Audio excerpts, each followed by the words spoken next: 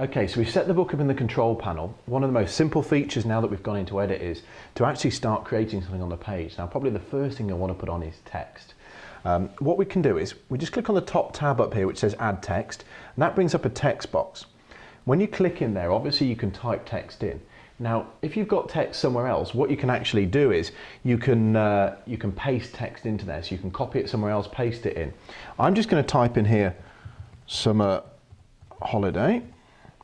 What you can see here is you have the option obviously to go back and change something, to edit the text as you go along. But when you're happy with it, all you do is you drag it in onto the page. You then click the cross on the text box, and then when the text is on the page, when you click on it, there's a whole range of features at the top. One of the first things I like to do is change the size of it, just so it's a bit more visible. And because I've changed the size here, I need to drag the box out a bit so that it's bigger. You can then change the font, so something maybe more exciting. You can underline it if need be. Center it. Centering is obviously helpful if you want to make sure it's properly aligned on the page. And again, if you want to click on the grid above, that will help you line up the text with where you want it. When you're on this, actually, one of the biggest things people will do is they'll change the color of it, and they'll probably add a background. And by doing that, it makes it stand out a bit more than plain black text on a white page. Obviously, the background fills the text box, so if the box is too big, you then might want to drag it around and sort of change the size of it. You've got the option to add a border. And the border and the weight of the border, the thickness of the border, is totally up to you. So you can change that on here, you can make it larger, smaller. In this case, I'm not going to have one on just for the moment.